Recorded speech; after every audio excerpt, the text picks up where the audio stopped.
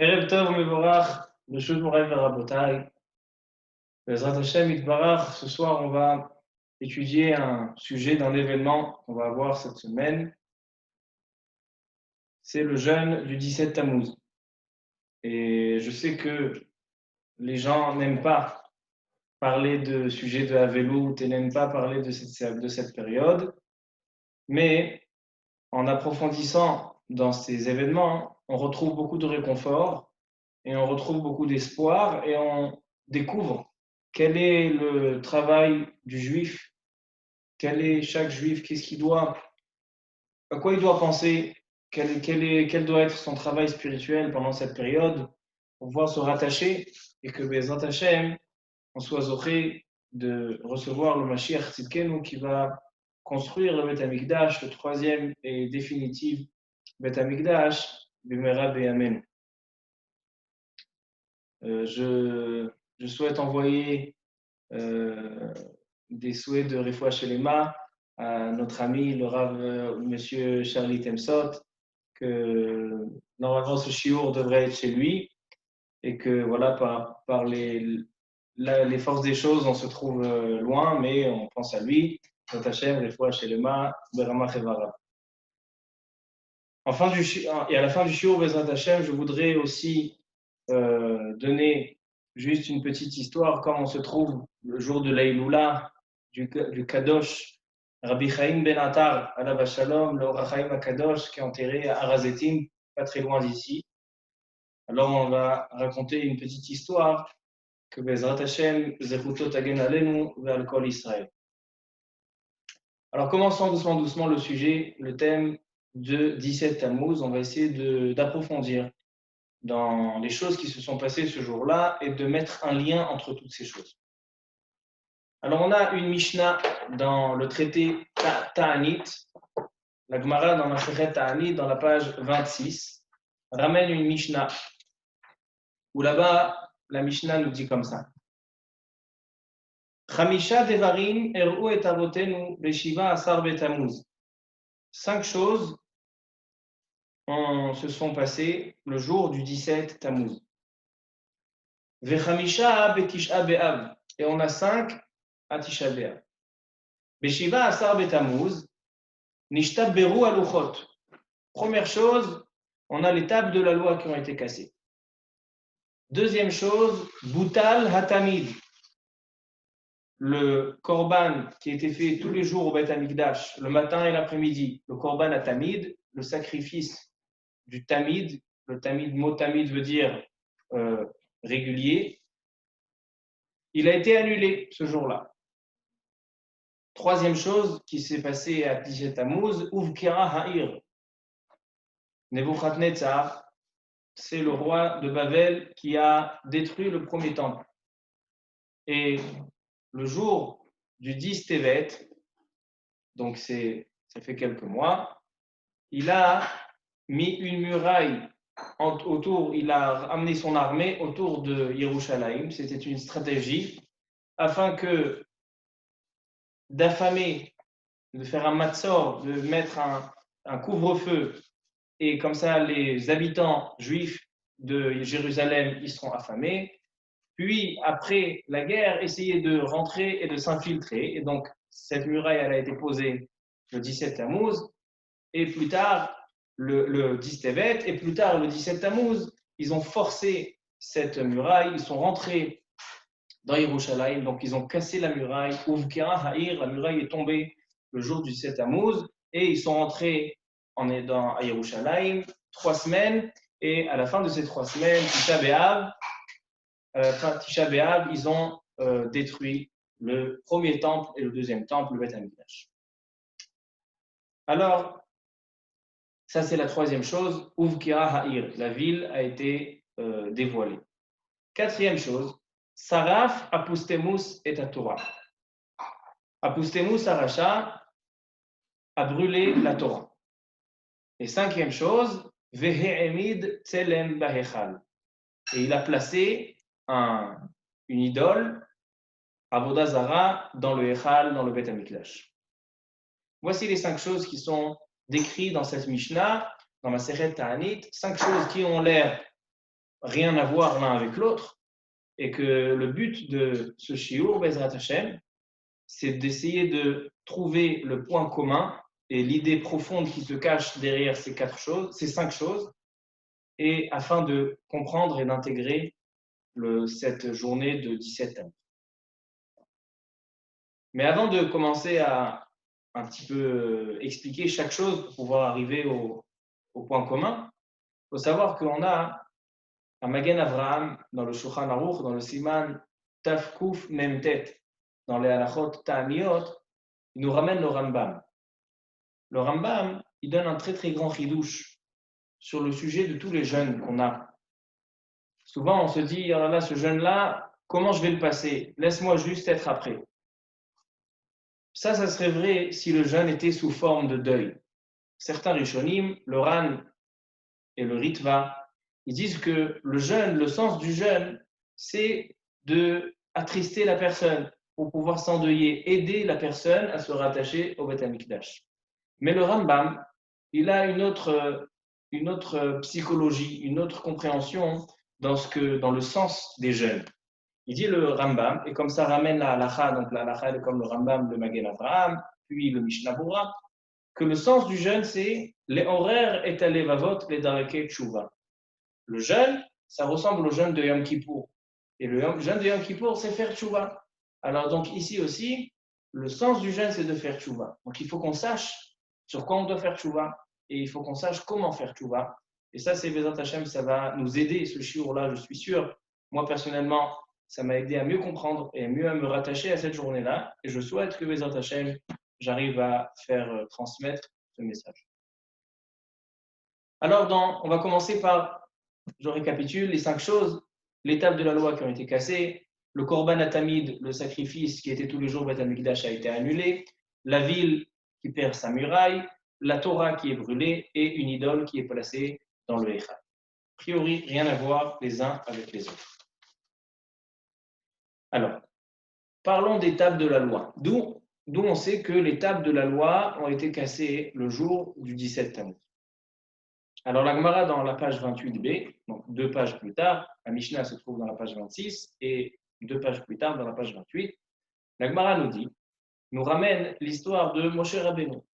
Moshe Rabbeinu, le jour de Shavuot, c'était le 6 Nissan, le 6 Sivan, il descend, il célèbre le Mahamad Har Sinaï, et le lendemain, Kadosh Baruch Hu, le 7 Sivan, Kadosh Baruch Hu lui dit, monte dans la montagne, dans le Har Sinaï, pour que je te donne et que je te transmette les tables de la loi.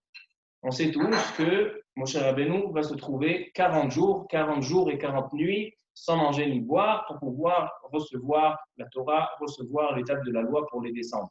Alors donc si on fait le calcul, s'il monte le 7 Bessivan, si on compte 40 jours, ça veut dire qu'il descend le 17 Tammuz.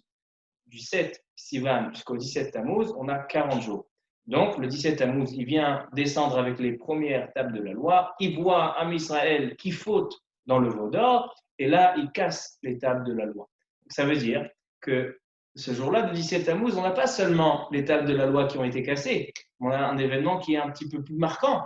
C'est que le Chet HaEgel, la faute du veau d'or, elle s'est passée ce jour-là. Donc, les Chachamim, ils ont choisi que les tables de la loi ont été cassées. Pourquoi ils ont choisi cette chose-là? On aurait dû dire c'est le jour de la faute du veau d'or, le Chet HaEgel.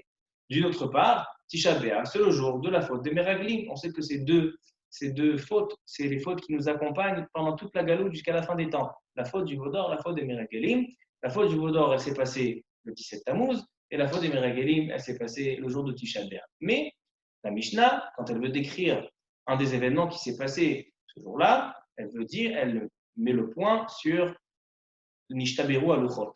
Les tables de la loi ont été cassées. Donc, on va essayer, Bezrat Hashem, de comprendre ça aussi. Donc, ça, c'est la source du premier point, Shvirat Aluch. Le deuxième point, qui est Bitul Atamid, le Korban Atamid, le sacrifice qui était fait tous les jours au Beth Amikdash, le matin et le soir, a été annulé ce jour-là. Et la Gemara ne trouve pas de source historique ou dans la Bible ou dans la Torah que le Korban Atamid a cessé de fonctionner ce jour-là. La Gemara, elle dit que c'est une Gemara. Gemara, ça veut dire que c'est un apprentissage. On a reçu cet enseignement de nos pères. C'est une Kabbalah, c'est une Massorette que ce jour-là, le Korban Tamid a cessé. Comme ça, il dit Rashi. La Gemara dans Maseret Arachin, elle donne une réponse plus logique. Et là-bas, la Gemara, elle dit que puisque la ville était entourée de murailles, et donc c'était un couvre-feu, personne n'avait le droit de sortir. Alors donc, ils n'avaient plus, à la fin de cette période, depuis Asara et Tevet, ils n'avaient plus de bétail. Donc, ils ne pouvaient plus faire de korbanot dans le Beth Amikdash. Qu'est-ce qu'ils ont fait? Ils étaient obligés d'arrêter de faire le korban. Et c'est ce jour-là, le même jour où que le korban, on ne peut plus faire de korban au Beth Amikdash, c'est le jour où Nebuchadnezzar, il fait tomber la muraille qui est autour de Yerushalayim pour entrer dans Yerushalayim. Comme ça dit la Gemara dans Maseret Arachim, dans la page 11 et 12. Troisième chose, on va revenir sur le lien du Bitul Atamid, parce que le Bitul Atamid, c'est le cœur du shiur. Par rapport à ce Bitul Atamid, on va comprendre le lien entre toutes les choses, donc je vais y revenir. Mais on continue. Avka'at Ha'ir, la muraille qui va tomber. D'où on sait que la muraille est tombée ce jour-là. Donc, la Gemara pose une question. Comment tu me dis que c'est le 17 Tammuz si dans le Navi Yirmiya, vous savez que le prophète qui a accompagné Israël lors de la destruction du premier temple, c'était le Navi Yirmiya. Ouvrez le Sefer Yirmiya. Là-bas, le Navi Yirmiya, depuis, il est marqué que Yirmiya ou un Navi, il était saint et pur depuis le temps où il était dans le ventre de sa maman. Beterem et Tzorcha Beten. Déjà à ce moment-là, comme ça, le Navi Yirmiya, il ouvre dans Perek Aleph que le Navi Yirmiya, il était Kadosh et il a été dédié à la névoie, à une prophétie d'accompagner, de demander à Israël de faire tchouva. Il a passé sa vie et Israël le poursuivait, Israël le persécutait, il a souffert toute sa vie, mais il a sacrifié sa vie pour transmettre les paroles d'Akadosh Baruch Hu de faire tchouva. Malheureusement, Israël n'a pas fait tchouva et avant la destruction du temple, il a même écrit la Megillat Echa. La Megillat Echa, c'est Yirmiya ou Hanavi qui l'a écrite. Il a envoyé au roi d'Israël, au roi de Yerushalayim.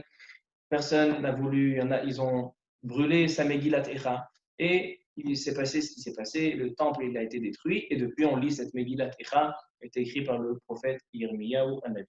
Alors, dans le prophète Yirmiya ou Hanavi, là-bas, on raconte que le jour où la muraille de Yerushalayim, elle est tombée, ce n'était pas le 17 Tammuz, mais le 9 Tammuz. Comme ça, la Gemara demande, contradiction, comment tu me dis que la muraille, elle a été démolie ce jour-là, du 17, or, dans le Navi Yirmiya, on parle d'une autre date, on parle du 9 Tammuz et pas du 17. La Gemara répond, Kan bebait rishon, kan bebait sheni. Yirmiya, mon avis, il était du premier temple. Premier temple, le jour où Nebuchadnezzar a fait tomber le muraille, c'était le 9 Tammuz. Mais le deuxième Beth Amikdash, et comme le deuxième Beth Amikdash, c'est le Beth Amikdash qui n'a pas été reconstruit, donc c'est plus marquant, comme ça disent les Rishonim, le Rashbas, le Ramban et d'autres. Alors donc, c'était le 17 Tammuz. Comme ça, c'est la Shita du Bavli. Le Yerushalmi, il a une autre opinion et une marloquette entre le Bavli et le Yerushalmi à ce sujet. Si on aura le temps, on reviendra sur ce point-là. Alors, ça, c'est la troisième chose. Donc, on a dit les Luchot, le Tamid, la muraille. Quatrième chose, Srefat HaTorah. Srefat HaTorah, la Torah qui a été brûlée, elle dit la Gemara que ça aussi.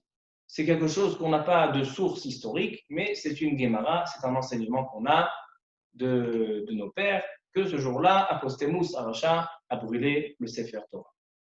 Cinquième chose, Ouhamad Tselem Baechal. Alors certains disent dans les Yerushalmi, il y a une marquette, certains disent que c'est Apostemus lui-même qui a rentré l'idole dans le Echal, et certains disent que c'est Ménaché qui a rentré l'idole dans le Echal. Alors donc on a 5 choses. Donc voilà, on a décrit les 5 choses et leurs sources, et maintenant on va essayer un petit peu de réfléchir à ces 5 choses et trouver une idée qui se cache derrière. Baruch atah Adonai Eloheinu melech haolam she'akol nהיה bidvaro.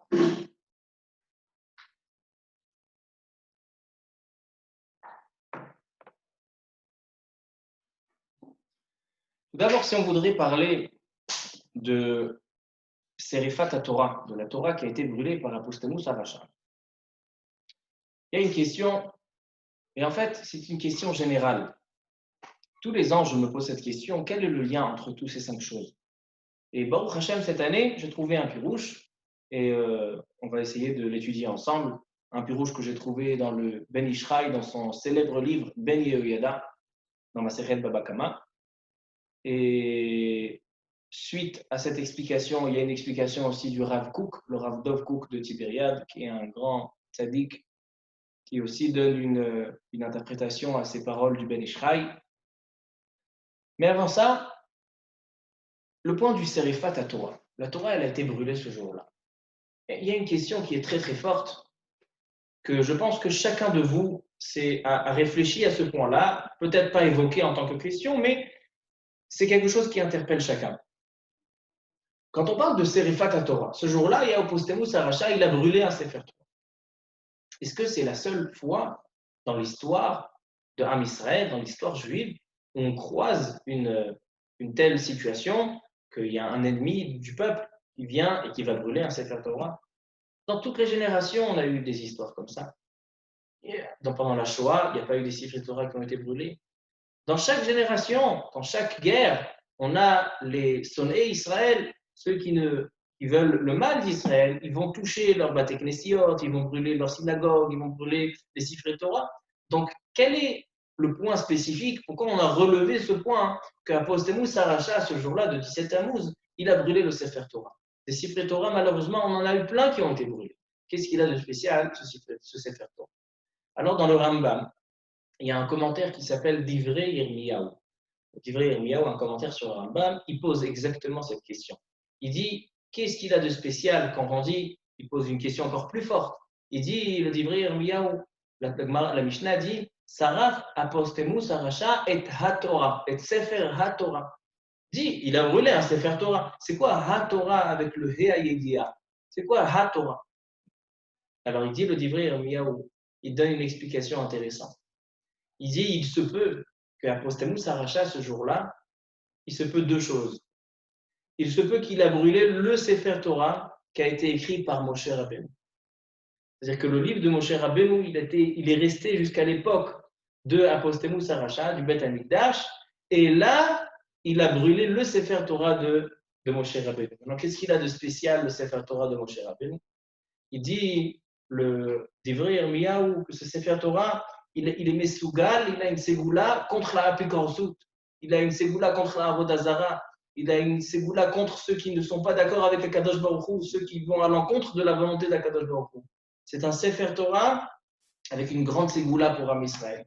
Un Sefer Torah qui est l'âme de tout Am Israël. Et donc ce jour-là, Apostemu Saracha, il n'a pas brûlé un simple Sefer Torah. Il a brûlé le Sefer Torah qui a été écrit par Moshe Rabbeinu lui-même, Be'ar Sinaï, en haut dans le ciel.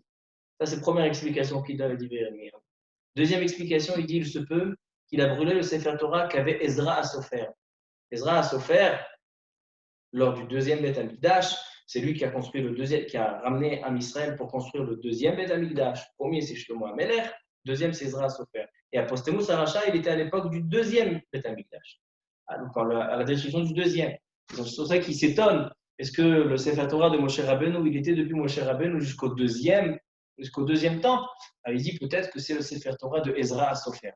Et Ezra à Sofer, il avait un Sefer Torah qu'à partir de ce Sefer Torah, il rédigeait et il corrigeait toutes les erreurs, tous les Sifrei Torah de Ham Israël, le Sefer Torah original sur lequel on se reposait tous et on recopiait tous de ce Sefer Torah pour pouvoir qu'il soit identique, c'était le Sefer Torah de Ezra à Sofer. Donc en fait, ce Sefer Torah, c'était la source de tous les Sifrei Torah de Ham Israël. Donc Apostemu Saracha, quand il est venu brûler le Sefer Torah de Ezra à Sofer, c'est quelque chose qui a touché tous les Sifrei Torah. Donc c'est un événement qui est marquant. Comme ça, il dit le Divrei Yirmiyahu. Mais maintenant, Rabotai, on va rentrer dans une source que je vais vous faire partager et que c'est à partir de cette source qu'on va essayer de trouver, résoudre le lien et de rattacher tous ces points en une seule idée. Dans le Talmud Yerushalmi, je reviens donc au Bitul Atamid, le Korban Atamid qui a été annulé ce jour-là. La Gemara, elle dit chez nous, dans le Bavli, que c'est une Gemara, que c'est une Kabbalah Me'avotenu. On a reçu une massorette que le jour de 17 Tammuz, il n'y avait plus de Korban Atamid. La Gemara dans Arachim, elle explique qu'ils n'avaient plus de Kevassim. Mais le Talmud Yerushalmi, lui, il donne l'histoire, comment elle s'est passée. Et le Talmud Yerushalmi nous décrit comme ça. Je vais vous lire. Amar Rabbi Levi. Af bime malchut הרשעה הזאת, היו משלשלים שתי קופות של זהב, והיו מעלים להם שני גדיים.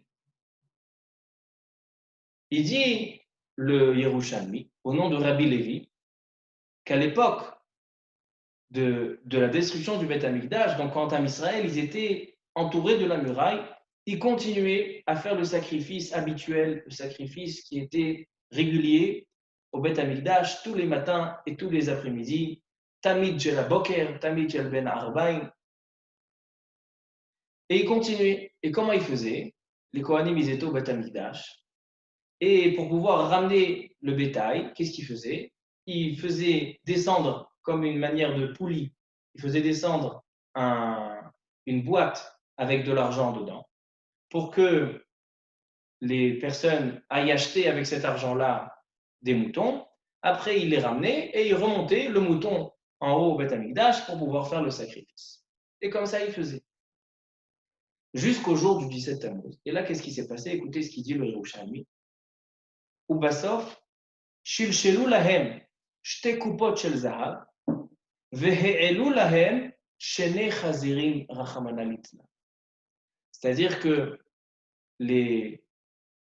quand au début, ils leur faisaient monter des moutons pour faire les sacrifices, et ce jour-là, ils ont fait monter 2 chazirim, 2 cochons rachamana litzlan au Beth Amikdash. Et il raconte le Yerushalmi. Lo espiku, quand ils étaient en train de monter les cochons dans cette poulie, quand ils sont arrivés à la moitié de la muraille, Na'atz achazir tzipornav, le cochon a pris ses ongles, ses pattes et il s'est accroché à la muraille. Vekafatz me'eretz Israël arba'im parsa. Dans le Bavli, il y a marqué 400 parsa, une grande distance. Eretz Israël, elle a été mise d'Azat. Eretz Israël, elle a tremblé. Be'ota sha'a, il dit le Yerushalmi, garmu ha'avonot ubatel atamid vecharev habayit. Et à ce moment-là, où le tamid, il a cessé, alors batel hatamid vecharav habayit. Et le Beth Amikdash, il a été détruit. C'est-à-dire que toute la période qu'on va vivre maintenant, le 17 Tammuz, la muraille, la destruction du Beth Amikdash, tout a commencé par un événement. Tout a commencé par un rachat merusha qui a pris un cochon à la place d'un mouton et qu'il a monté au Beth Amikdash. Et le cochon, il a été noetz, il s'est accroché, il a enfoncé ses ongles, Na'at Tzipornav Betor à Choma, dans la muraille du Beth Amikdash. Et Eretz Israël, elle a été mise d'Azat. Eretz Israël, elle a tremblé, un tremblement de terre. Il y a eu en Eretz Israël de Arba Meot Parsa. Comme ça, il dit le Yerushalmi. Il y a une Gemara dans le Bavli que je vais vous lire. Une Gemara qui se répète à 3 endroits.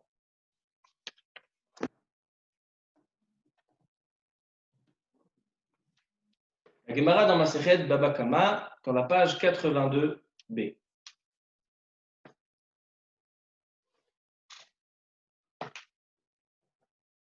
La Gemara, elle raconte cette histoire, elle ressemble, à mon avis, c'est peut-être la même histoire.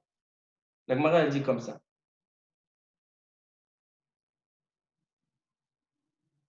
Keshetzaru Bet Hashmonai ze alze, quand il y avait la guerre entre les rois de Hashmonai, Orkenus mi bifnim והריסטובלוס מבחוץ, ובכל יום משלשלים דינרים והיו מעלים להם תמידים, היה שם זקן אחד, il y avait un vieux, Shehaya Makir Chochma Yevanit, qui connaissait, qui maîtrisait la langue yévanite, grecque. Amar lahem, kol zman she'asukim ba'avoda. Sachez, si vous voulez gagner, si vous voulez vous emparer de Am Israël, si vous voulez vous emparer du Beth Amikdash, qu'est-ce qu'il faut faire? Kol zman she'oskim ba'avoda, sachez que tant que Am Israël, il fait les sacrifices au Beth Amikdash, en nimsarim beyedchem. Vous ne pourrez pas vaincre Am Israël si si Am Israël continue à pratiquer son service divin, donc les sacrifices, les korbanot. Qu'est-ce qu'ils ont fait suite à ce conseil? Les machar et Elou lahem chazir. Ils ont fait monter le cochon. Kevan she'egia lechatzi achoma, na'at tzipornav bachoma, venizda'azea Eretz Israël, 400 parsa al 400 parsa. Donc c'est cette histoire-là. Mais ici, dans le Bavli, on nous découvre pourquoi ils ont fait monter ce cochon. Ils ont fait monter ce cochon pour pouvoir annuler le Korban Atamid. Ils savaient que tant qu'il y a le Korban Atamid, tant qu'il y a le sacrifice habituel au Beth Amikdash, personne ne peut s'emparer de Am Israël. Mais dès le moment où on va déboussoler tout ça, dès le moment où on va annuler, on va trouver moyen d'annuler le sacrifice au Beth Amikdash, alors là, on va pouvoir gagner. Be'ota sha'a amru. Et écoutez bien la halakha qui est dite dans la Gemara suite à cette histoire. Arur ha'ish sheyegadel chazirim. Quelqu'un qui va faire un élevage, il va avoir une ferme avec des cochons, il a un arur, une malédiction. Ve'arur adam sheyelamed beno chochma yevanit. Et maudit soit la personne qui apprend à son fils la philosophie grecque, la langue grecque. Comme ça, elle dit la Gemara. Moi, quand j'ai vu ces deux histoires, j'ai eu beaucoup de questions. Comment c'est possible? Tout d'abord, qu'est-ce qu'il a fait, ce cochon? Ce cochon, il n'a rien fait de mal. Ce cochon, on l'a attaché et on l'a monté. Et on dit que celui qui va faire un élevage de cochons a repos. Deuxièmement, pourquoi le cochon, il s'est attrapé, il s'est accroché à la muraille? Pourquoi il a été noetz? Il a enfoncé ses pattes, ses ongles dans la muraille. Troisièmement, pourquoi Eretz Israël elle a été une mise d'Azat, Arbamot par ça, Arbamot par ça? Ça demande explication, ça demande compréhension. Non seulement ça, c'est qu'on voit que toute l'histoire de la destruction du temple a été suite à ça. Comme il a dit ce grec. Il a dit, tant qu'Am Israël il fait le Korban Atamid, vous ne pouvez pas vous emparer d'Am Israël. Il faut d'abord aller dans le cœur, aller dans leur travail divin. Il faut agir par l'intérieur et ensuite vous allez pouvoir gagner. Donc en fait, le jour du 17 Tammuz, quand on dit que Batel Atamid, c'est la clé de la destruction du Beth Amikdash. C'est la seule manière, la seule possibilité que Abu Nebuchadnezzar avait à détruire le Beth Amikdash. Alors maintenant, on essaie de comprendre c'est quoi ce lien de ce cochon. Alors le Ben Ishraï, Alav Hashalom, il a un livre qui s'appelle Ben Yehoyada. Le livre Ben Yehoyada, c'est un livre qui est moins connu que tous ces livres, Ben Ishraï et Rav Pe'alim. C'est un livre qu'il a écrit sur le chasse, sur les Haggadot du chasse. C'est un livre extraordinaire. C'est un livre extraordinaire parce qu'il mélange les Haggadot du chasse avec la Kabbalah, avec la profondeur de la Torah. Alors écoutez ce qu'il dit au sujet de ce cochon qui a été noetz, qui a enfoncé ses ongles dans la muraille de Yerushalayim.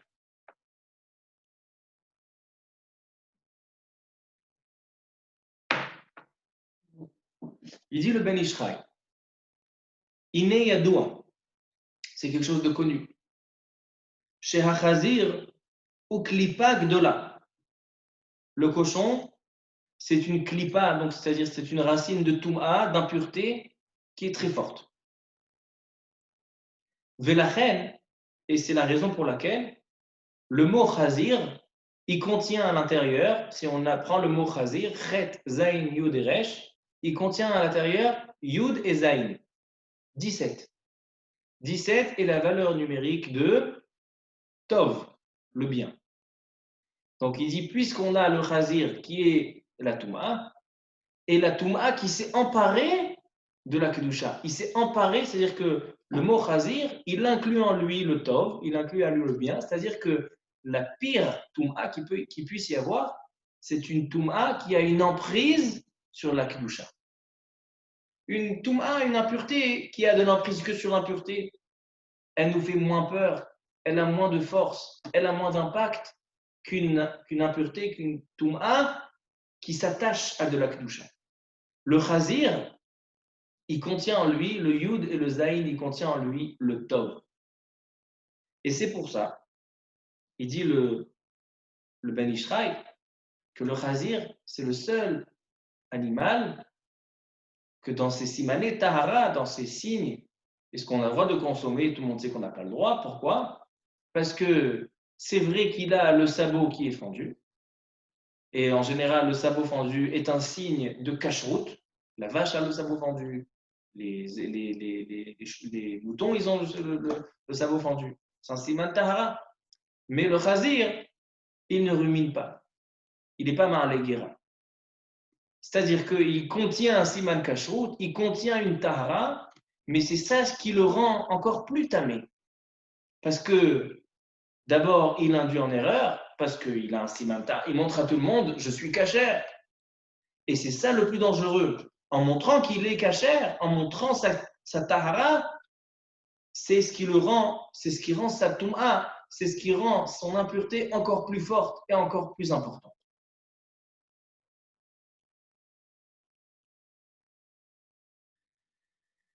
Il ramène le Ben Ishraï, un des Mekoubalim, qui dit que la mahout, c'est-à-dire l'essence de la klipa du chazir, son essence, le symbole du chazir, parce que l'animal, il vient symboliser quelque chose. Le caractère de l'animal aussi, il symbolise quelque chose. Il vient symboliser la Ain Ra'a, le Ain Hara. Et il donne un exemple que je ne connaissais pas auparavant, qu'un cochon qui est aveugle, il ne peut pas vivre. C'est le seul animal qu'en étant aveugle, il ne va pas pouvoir vivre. Pourquoi? Il dit, le Ben Yoyada, il dit le Ben Ishraï, que toute sa force et toute sa vitalité et toute son essence, c'est le Ain Ra'a. Et dès qu'il n'a plus ses yeux pour agir avec ce Ain Ra'a, il n'a plus de vitalité. Comme ça, il dit le Ben Yoyada. Ensuite, il dit que le Khazir, il ne vient pas seulement symboliser le Ain Ra'a, il ne vient pas symboliser seulement le mal qui a de l'emprise sur le bien, sur le Tov, sur le Yud Zaïl qui est dans le Khazir. Il dit le Khazir, il vient symboliser aussi Esav, Esav Aracha. Pourquoi il vient symboliser Esav Aracha? Parce que Esav Aracha, c'est exactement le même caractère que le Khazir. Il montrait à son père ses simané kashrut. Il montrait à son père ses simané tahara. Il montrait à quel point il était tzaddik. Il montrait à quel point il voulait faire le maaser sur le sel. Ils disent les Chachamim que Esav, il s'est marié à l'âge de 40 ans. Pourquoi il s'est marié à l'âge de 40 ans? Il a voulu faire comme son père. Yitzhak, il s'est marié à l'âge de 40 ans. Hein. Alors il a dit, moi aussi, je suis du degré de tzidkout comme mon père. Et je vais me marier à 40 ans. Et avec qui il s'est marié? Avec les femmes que son père lui a interdites. C'est-à-dire, il a pris la Toum'a et il a habillé sur la Kedusha. Il a montré que, voilà, il se comporte comme un Kadosh, comme un Tahor, comme quelqu'un de pur, mais il va associer à ça sa Toum'a. Il va ramener son côté de Toum'a, de prendre les femmes qui étaient, comme a dit la Torah, Vatehiyena moratoach le Rachel. C'était quelque chose qui faisait beaucoup de peine à Rivka, pardon, Rivka. Alors donc, le caractère d'Esav, c'est le caractère qui symbolise le chazir. C'est quelqu'un, c'est une toum'a, c'est une impureté qui s'habille sur la pureté, qui s'habille sur la kedusha. C'est le yud zayin, c'est le tov, c'est la valeur numérique de 17 qui se trouve dans le chazir, le yud et le zayin.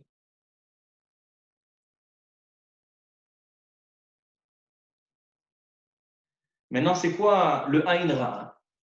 Le Ain Ra'a, il y a marqué que Esav, quand Esav il est venu rencontrer Yaakov Avinu, Il est marqué que Esav, il est arrivé avec 400 personnes. Vayavo Esav ve'arba me'ot ish imo. Et dans les livres de Kabbalah, il est écrit que ces 400, ce sont 400 degrés, ce sont un nombre 400 qui correspond à 400 degrés de la Touma, 400 degrés des clipotes. Et Ra'ain, si on prend le Ain Ra, la valeur numérique, elle est aussi 400. Donc en fait, Esav qui est venu accompagner, c'est-à-dire que Esav contient en lui les 400 degrés de la Touma, c'est ce qui symbolise le Chazir, que toute son essence, c'est le Ra'ain, le Ain Ra qui est la valeur numérique de 400. Comme ça, il commence et il explique le Ben Yehuda. Maintenant, il lui dit, selon ça, il dit le Ben Yehuda, selon ça, on comprend toute cette histoire et on comprend tout ce qui s'est passé à Yerushalayim lors de la destruction du Beth Amikdash avec ce Chazir qu'ils ont monté pour le Korban. Il dit, maintenant, je comprends tout. C'est quoi le pshat? Pourquoi ils ont monté ce Chazir? Pourquoi ils ont monté ce cochon? Il dit le Ben Ishraï, les Ramez Lahem, pour leur montrer, quand ils ont, ceux qui sont venus détruire le Beth Amikdash, ils ont monté ce Chazir, ils ont monté ce cochon pour dire, regarde, on a Esav, on a Edom qui va venir s'emparer de ta muraille, qui va venir faire tomber ta muraille. Donc on t'envoie le cochon qui symbolise ce Ain Ra'a, qui symbolise cette Kedusha qui a été prise par la Touma. Ils ont dit, regarde, tu veux faire le Korban, on peut le faire que avec des animaux qui sont théorim. On peut faire que le sacrifice peut être accompli seulement avec des animaux qui sont tahor, qui sont cachers. Or là, ils ont voulu prendre le Chazir, qui est toute l'essence de Esav, qui est toute l'essence de Edom. Ils ont dit, tiens, c'est ça que tu vas faire en tant que Korban. C'est-à-dire qu'ils continuent à agir par l'intérieur. Non seulement quand on va annuler ton Korban, mais on a envie que le Korban, on a envie de se nourrir, on a envie de s'emparer de la Kedusha. Prends le cochon et fais-le en Korban Atamid. C'est ça qui doit être le Korban Atamid. Et c'est pour ça que le cochon, il a été noetz, ses pattes, il a pris ses ongles, il a attrapé la muraille pour dire que c'est Edom qui va attraper cette muraille, qui va la faire tomber ce jour-là. Et tout s'est passé ce jour-là. Tout a commencé par cette Touma, par ce Chazir qui est venu rentrer, qui a essayé de s'infiltrer à l'intérieur de Yerushalayim. Et c'est ça ce qui a ramené Edom à faire tomber la muraille, et c'est ça ce qui a ramené qu'il n'y avait plus de Tamid, et c'est ça ce qui a ramené à la destruction du Beth Amikdash. C'est-à-dire que tout retourne sur le même point, sur le lien de cette Touma qui veut s'emparer de la Kedusha, qui veut avoir une part, et le Chazir qui montre avec ses tzipornaim, le Chazir qui montre avec ses pattes, il montre qu'il est tahor, qu'il est kasher, parce qu'il a le sabot fendu, or il est tamé, par son intérieur, il est tamé. Alors c'est exactement ça ce qu'il voulait faire. Il voulait montrer, c'est ça qu'il a voulu commencer dans la Choma, dans la muraille. Comme ça, il dit le Ben Ishraï. Et il termine, il dit, c'est pour ça que la Gemara, elle dit que celui, à partir de cette histoire-là, ils ont fixé une halakha, on n'a pas le droit d'élever, de faire un élevage de chazirim, de cochons. Et celui qui va faire ça, il est arour, il est maudit. C'est quoi arour? Il dit quelque chose d'extraordinaire. Arour, c'est la valeur numérique de Akeve Chazir, les pieds du Chazir. Le Chazir, tout son problème, c'est qu'il montre qu'il est kasher. C'est qu'il montre que son aspect extérieur, c'est kasher.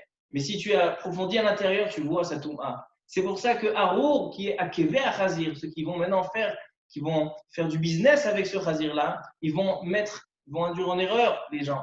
Parce qu'ils vont montrer, regarde, c'est une Behema Théora, le Chazir, il a le sabot fendu. Et le Rav Kook, Sheikhé Ve'arich Yamim, Tzadik de Tibériade, il dit dans un de ses livres, il dit que c'est quoi la Choma? C'est une question qui m'a toujours dérangé, c'est qu'on parle que le jour de 17 Tammuz, on a la muraille qui est tombée. Pourquoi on s'est accroché à cette histoire-là de la muraille qui tombe? Encore le Beth Amikdash qui est détruit, on comprend. Mais la muraille, bon, c'est encore une étape pour accéder au Beth Amikdash. Mais pourquoi on donne une profondeur à cette muraille? Il dit le Rav Kook, il dit comme ça. Il dit la muraille de Yerushalayim, c'est la séparation entre la Touma et la Kedusha, entre l'impureté et la pureté. Et qu'est-ce que Edom, celui qui veut s'emparer de cette muraille, celui qui veut détruire le Beth Amikdash, comment il veut agir? En prenant sa Touma et en s'emparant de la Kedusha, c'est-à-dire il veut faire tomber cette muraille. On a quelque chose, une muraille qui nous sépare, qui nous limite la Kedusha de la Touma. Et lui, qu'est-ce qu'il veut? Il veut s'emparer, il veut que la Kedusha se mélange avec la Touma. Il veut que la Touma s'empare de la Kedusha. C'est ça le sens profond de faire tomber la muraille. Faire tomber la muraille, c'est pas seulement que maintenant, voilà, on va pouvoir accéder, avancer. Maintenant, on a vu la muraille qui nous coinçait, on peut rentrer pour arriver à Beth Amikdash. C'est pas seulement ça. Il y a quelque chose de profond qui se cache derrière ça. C'est que la muraille, c'est ce qui sépare, c'est ce qui préserve la Kedusha dans le Beth Amikdash. Et toute la force où Esav, où Edom, il peut agir, où Nebuchadnezzar, il peut agir, c'est par s'emparer de la Kedusha, par faire tomber cette séparation, faire tomber cette muraille qui le limite à sa Touma et qui ne l'empêche d'accéder à cette Tahara, à cette Kedusha. Alors maintenant, essayons de rattacher tous ces sujets-là. Maintenant qu'on a compris que la muraille allait tomber ce jour-là à cause du Tamid, déjà on comprend quel rapport entre le Tamid et la muraille qui tombe. C'est que la muraille elle est tombée, il dit le Yerushalmi, à cause du Tamid, puisqu'il y a ce cochon-là qui est venu, il a été Noetz Bachoma, il a montré que Edom, il symbolise le cochon, il veut s'emparer de la Choma, c'est ça ce qui a ramené le Bitou, la Tamid, l'annulation du Korban Adami, du sacrifice qui était tous les jours. C'est ça ce qui a ramené que la muraille elle tombe. Et ensuite, qu'est-ce qu'on voit? On a Srefat Torah.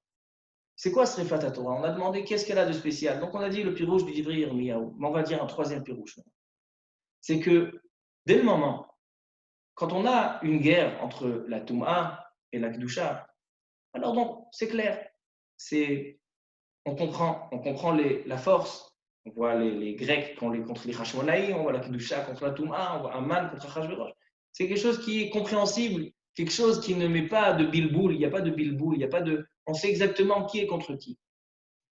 Mais la guerre la plus compliquée, c'est quand la Kedusha et la Touma se mélangent.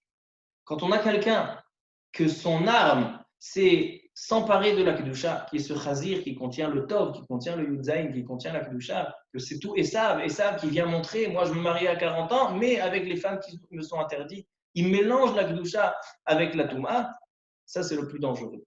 Parce qu'on ne sait plus, on n'arrive plus à trouver, on est troublé, on ne sait plus où elle est la Kedusha, où elle est la Touma. Quand on va essayer de faire quelque chose de Kadosh, on a une Touma qui est mélangée avec ça. Et ça, c'est le plus dangereux. C'est pour ça que ce jour-là, Apostemu Saracha, il a brûlé la Torah. La Torah, on a atteint la Torah. Quand on a une guerre qui est Kedusha contre la Touma, alors la Torah n'est pas atteinte. La Torah, elle est là. Il y a une guerre de la Kedusha, la Touma contre elle. Mais quand la Kedusha, tout son travail, c'est de s'emparer de la Touma. La Touma, c'est s'emparer de la Kedusha. C'est de se rassembler avec la Torah. Alors là, la Torah, elle doit être brûlée. La Torah, elle ne peut plus exister quand une Touma veut s'emparer d'elle. C'est pour ça que ce jour-là, Srefat Torah, c'est quelque chose qui était marquant. Plus que tout dans l'histoire, on a vu des Sifrei Torah qui sont brûlés. Mais ce jour-là, la Torah, elle a été atteinte. Parce que la Touma, elle veut s'emparer de cette Kedusha. Elle veut s'emparer de cette Torah. Selon ça, on comprend aussi, c'est quoi Ohamad Tzelem Ba'echal? Ils ont pris une idole, ils ont mis dans le Beth Amikdash. Makara. Qu'est-ce qui s'est passé? C'est pas seulement qu'ils ont voulu profaner, ils ont voulu rabaisser la Kedusha en mettant une idole. Ils ont voulu sanctifier cette idole. Ils ont voulu mélanger la Kedusha du Beth Amikdash avec cette idole. Donc c'est encore une fois, c'est une Touma qui essaye de s'emparer, qui essaye de se mélanger, de s'unir avec la Kedusha. Et ça, c'est la guerre la plus difficile. Et c'est la galoute de Edom, c'est la galoute de Esav aujourd'hui, jusqu'à la galoute la plus longue, c'est cette galoute-là.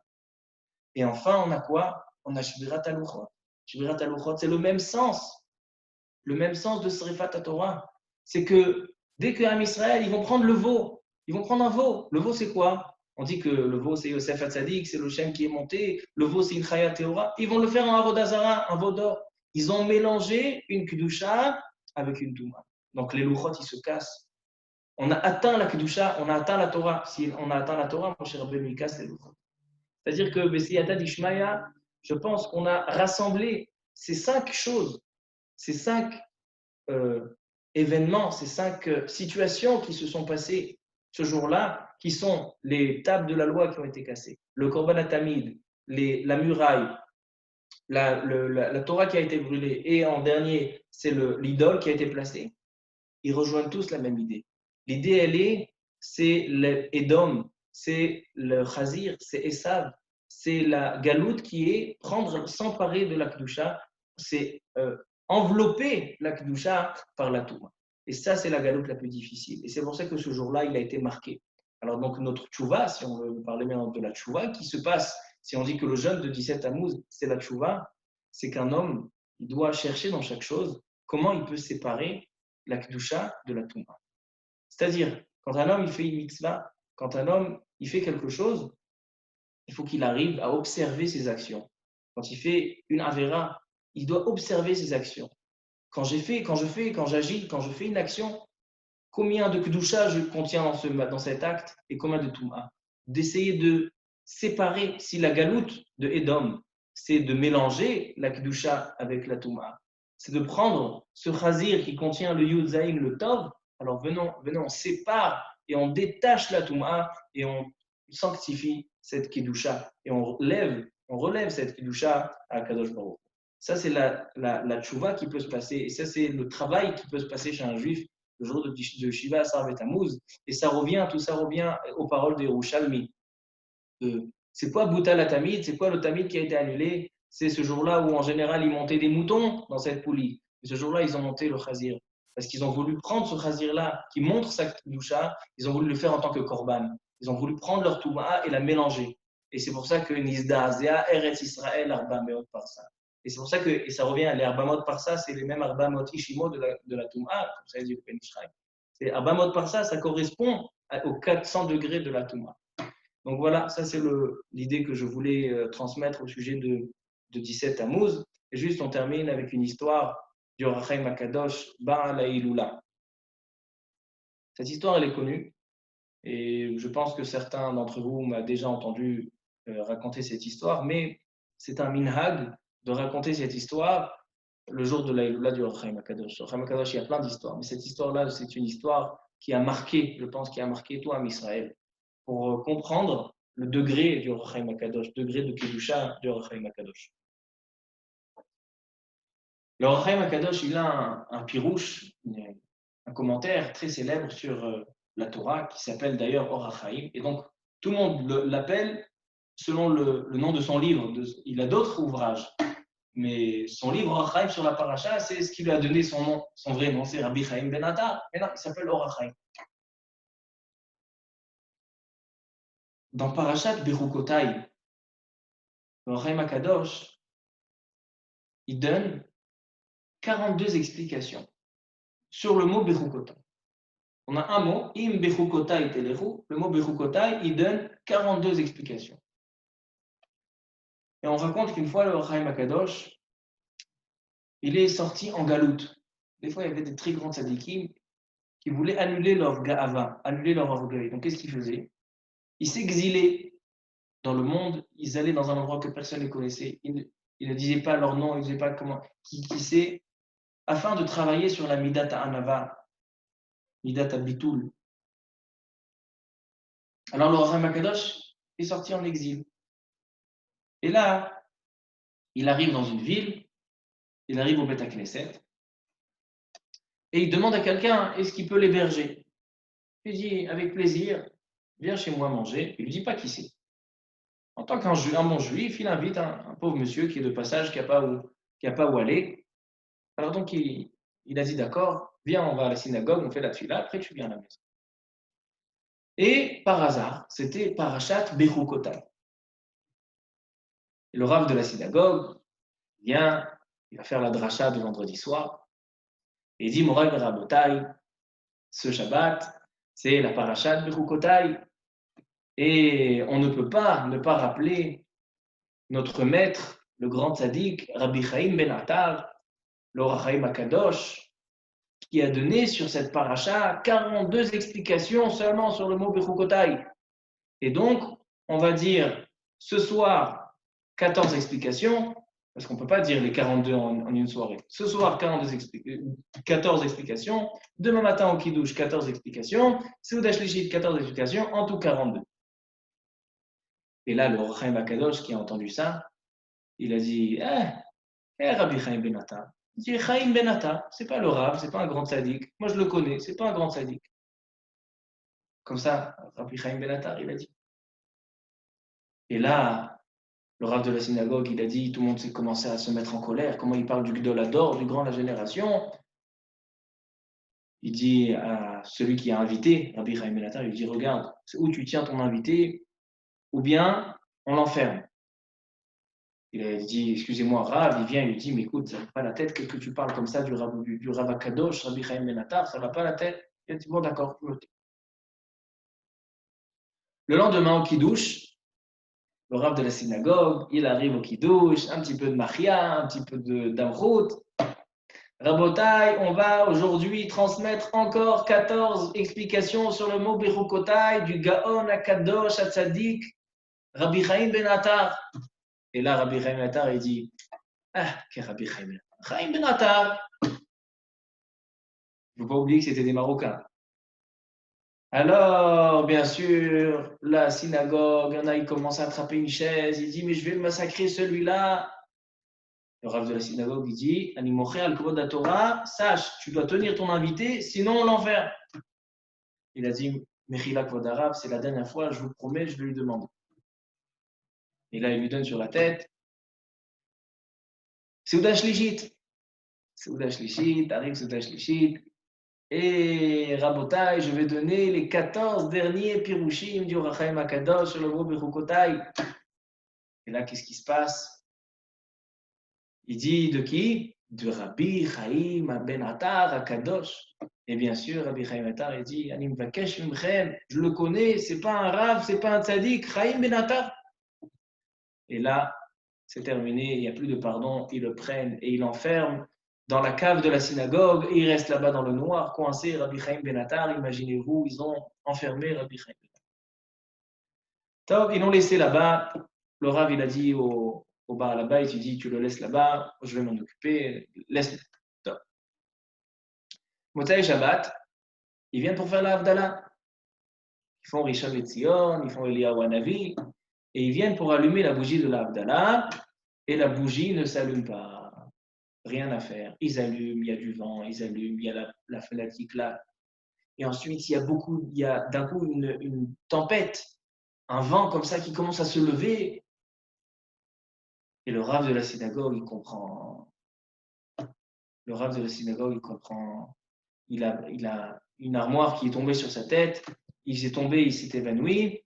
Et là, il y a quelqu'un qui lui vient en rêve et il lui dit, regarde, nous, on est les Réchaïm du Gehenom. Et on sait que le Motsai Shabbat, tant que la bougie de la Havdalah, du Orachaim Akadosh, tant que le feu de la Havdalah ne s'est pas allumé chez le Orachaim Akadosh, on ne peut pas repartir au Gehenom pour terminer notre tikkun. Il dit, à cause de toi, le Orachaim Akadosh ne peut pas allumer la bougie de la Havdalah et on ne peut pas repartir, on ne peut pas avoir notre tikkun. Le Rav de la synagogue, il comprend tout de suite. Et il comprend l'erreur, il a compris ce qui s'est passé.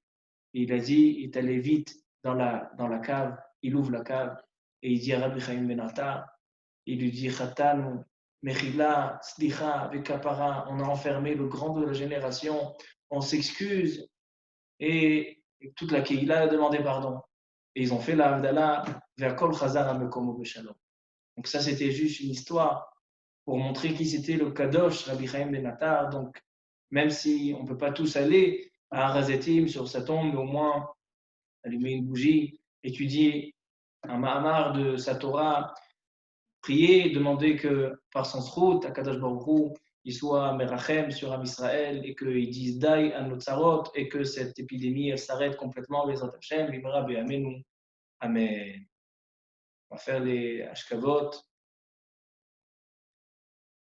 המרחם על כל בריאותיו, הוא יחוס ויחמול וירחם על נפש ונשמה של הנפטרים שמתו מן העולם, הרב סעדיה בן חנינה חנה, ואת בנימין בן מסעודה, ואת ציוויה בת מינדל, ואת חנה בת שבה סוליקה, ואת אברהם ז'אן קלוד בן סלין פרחי, ואת ליסי בת ריינה. רוח אדוני תניחם בגן עדן, הם וכל בני ישראל השוכבים עמם בכרך וסליחות, וכן יהי רצון ולומר אמן.